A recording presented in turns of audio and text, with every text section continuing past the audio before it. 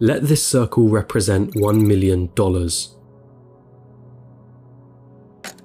This is what $10 million would look like. This is what $100 million would look like. And this is what $1 billion would look like.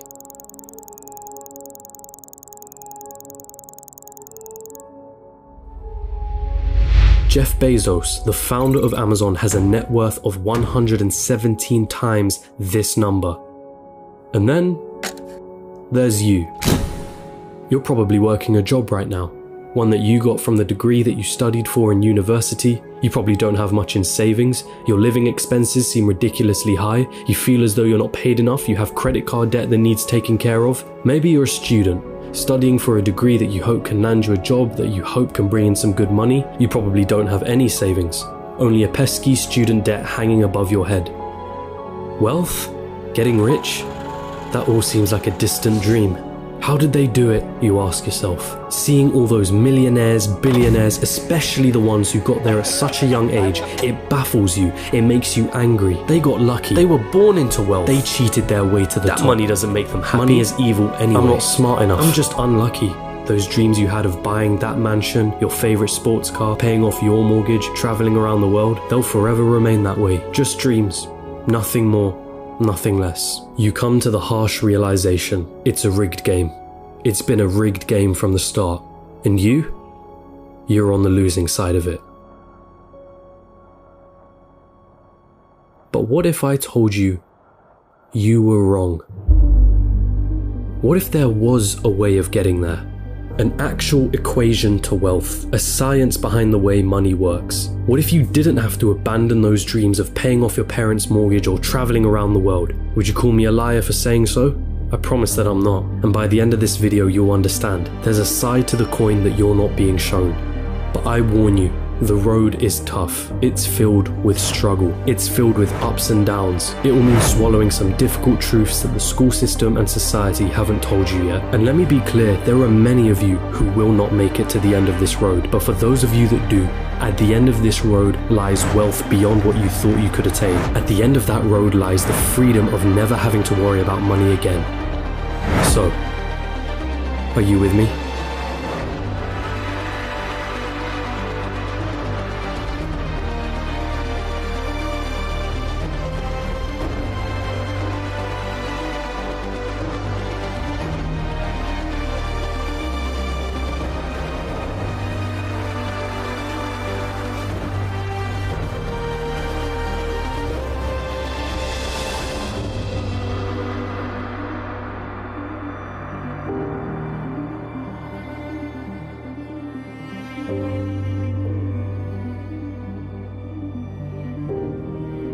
Still with me?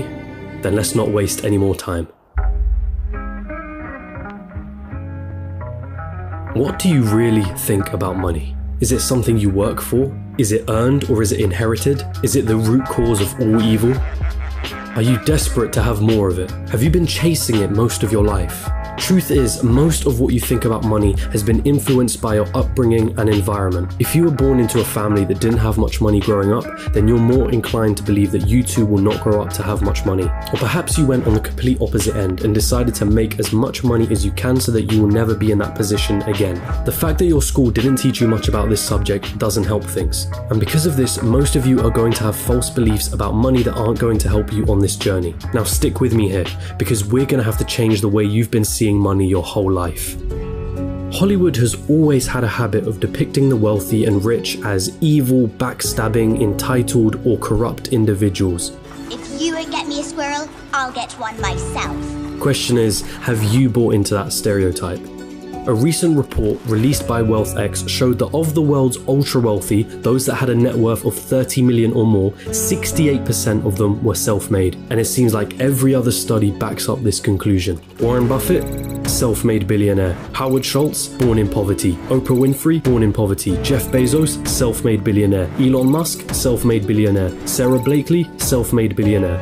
What is it that these people know that you don't? Truth is, your equation is all wrong. Here's the two-dimensional equation that you've been taught. Money equals salary earned from a job. Past a certain point, the prospect of getting a job becomes the sole purpose of your education. So what's wrong with that, you ask? I'm gonna assume that if you're watching this, you want to make money, a lot of it, and in as short amount of time as possible. If that is your goal, then this equation for generating money will never get you there. We all have one precious resource, the most important resource of all, and once it's gone, there's no way of getting it back. That resource is time. In a standard job, the amount of money you earn is dependent on the amount of time you put into that job. If you earned $20 an hour and worked 40 hours a week, it would take you nearly 24 years to reach a total of $1 million.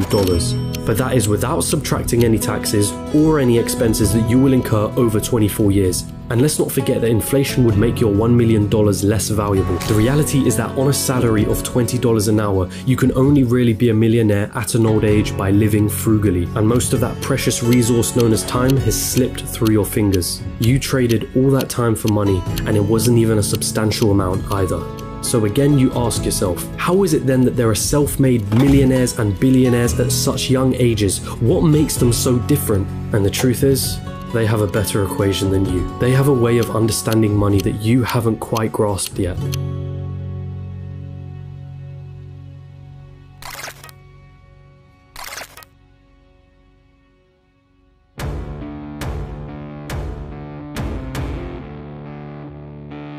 Pay very close attention now. Stop chasing money.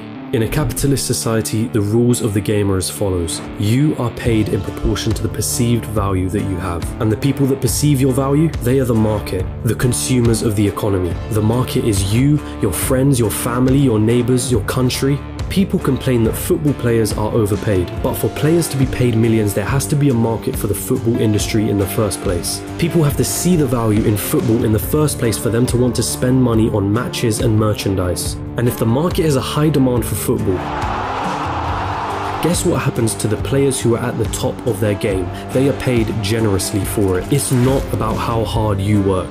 The cleaner that's sweating and tiring himself out every day is paid far less than the accountant sitting behind a desk. Why? Because the market perceives the value of what the cleaner does to be far less than the accountant. As harsh as it may sound, the cleaner can be replaced by anybody. It isn't difficult to learn how to do his job, and therefore the market will not pay him more than the accountant, the guy who spent years studying numbers, the guy who has saved his clients thousands on their taxes. But even so, we just discussed how getting a job isn't the right equation to amassing a great amount of wealth in a shorter period of time. So then how can we increase our perceived value? What is it about people like Elon Musk or Jeff Bezos that makes their perceived value so high? The first step to this equation of wealth is quite simple. If you want money, solve problems. If you take a second to digest this statement, you'll realize that just about all money runs from this basic premise. If it solves a problem, money will be thrown at it. If it's $1 million problem, then the solution will make you millions. If it's $1 billion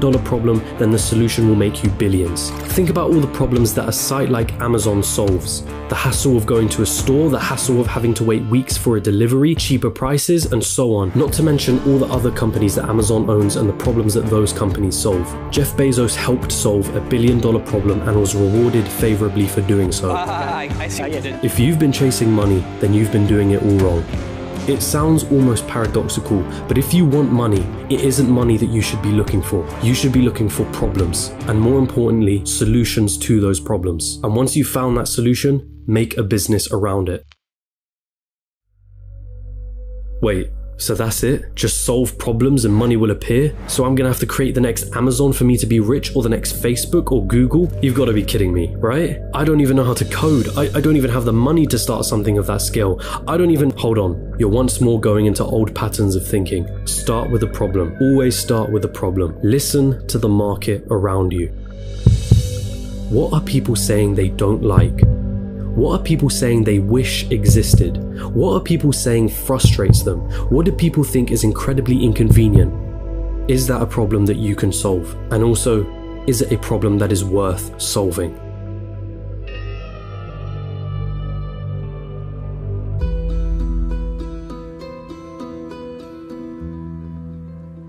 The final step of this equation to wealth is finding a scalable solution to the problem. Your solution needs to affect a magnitude of people.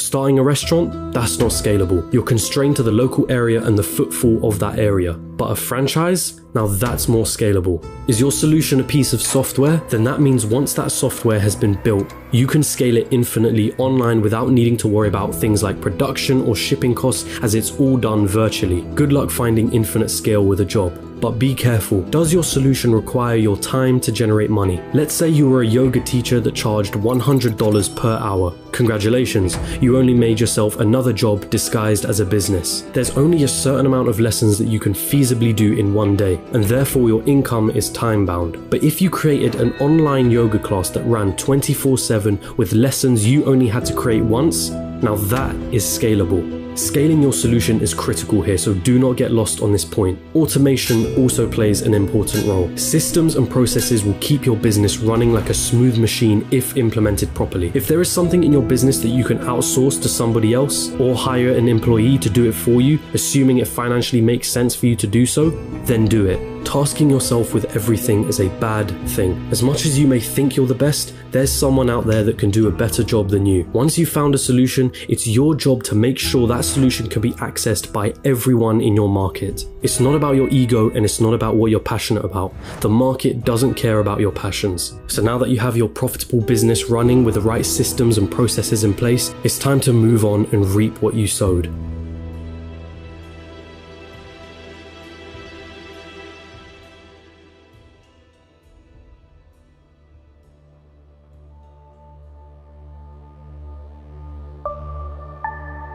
There are two likely paths you're going to face at this point. You either continue your business or cash in and sell it. This is the acquisition, the moment someone buys the solution that you spent years building a business around.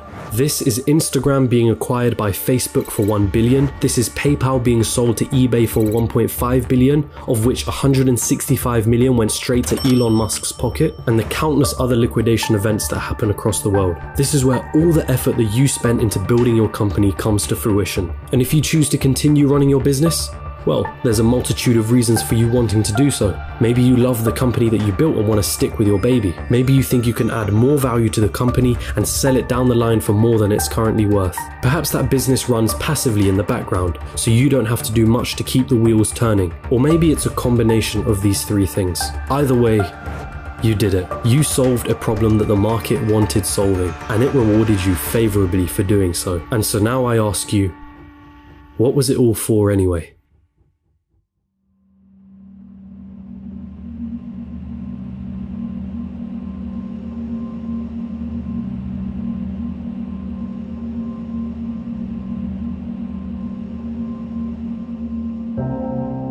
For most of you, it was never about the money. Money is just a piece of paper, a number on a screen. Its value is only backed up by our belief in its value. From the very start, this was never about the money. Paying off the mortgage, buying your dream car, traveling around the world, never having to worry about your financial situation, it's the freedom that you were looking for. Your destination wasn't anything monetary related. It was a feeling, a sensation, the ability to do what you want whenever you wanted without ever having to cast a thought towards, can I afford this? Have I used up all my holidays for the year? How am I going to pay the rent? Will I be able to live off my pension? What dreams will I have to sacrifice because I can't afford to pursue them? The most important lesson from this video was never about the nature of money. It was about the one valuable resource that we all have, the one resource we will never be able to reclaim: time. Is giving up a large chunk of your time towards a job that you probably don't like worth it? Is your life settled on working, coming home, watching the telly, sleeping, waking up the next day, and repeating the same cycle till you retire? How many more hours of your life do you let slip through because of this pattern? Or perhaps you're fine with that reality. Perhaps you have no other choice but to follow that path for the time being. And if that's the case, there's nothing to worry about. The most you got from this video was a little entertainment and maybe a change in perspective. But there are those of you that understand the other side. Those of you that have the desire to never need to worry about money ever again. And so I feel the need to remind you, stop chasing money. Chase problems and find the solution to those problems. This is the equation through which all money is found. If you desire liberty through never needing to worry about money ever again, then let solving problems be the meaningful struggle in your life. Does it mean you'll be happy at the end of the road? Does it mean you'll feel fulfilled? Only you can answer that question. But if your struggle is meaningful, then perhaps it's worth pursuing.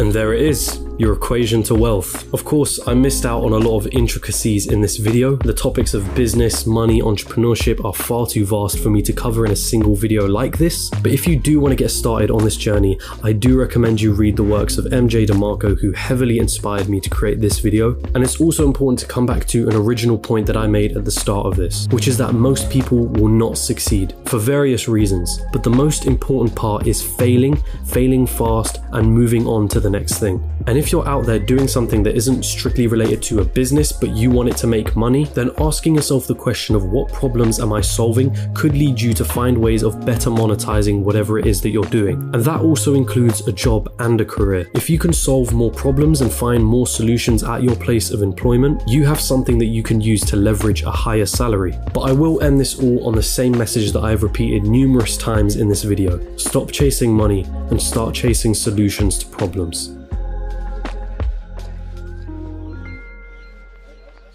Hey, you've arrived at the end of the video, and thank you so much for watching, but don't click off just yet. I do want to take the time to say thank you very much for watching to the end. These things take quite a few sleepless nights to research, script, film, and edit, so you can't imagine how much I really do appreciate your support. If you genuinely enjoyed this video, then don't be shy, hit the like button, and if you disliked it, hit the dislike button twice just to be sure, and comment down below and let me know why. My goal with this channel has been to create entertaining documentary style videos on business, finance, and life in general. And if that sounds like something you'd be interested in and you'd want to tune in for more, hit the subscribe button and hit that notification bell. Make sure all your notifications are turned on. But with all of that being said, I hope you have a wonderful rest of the day.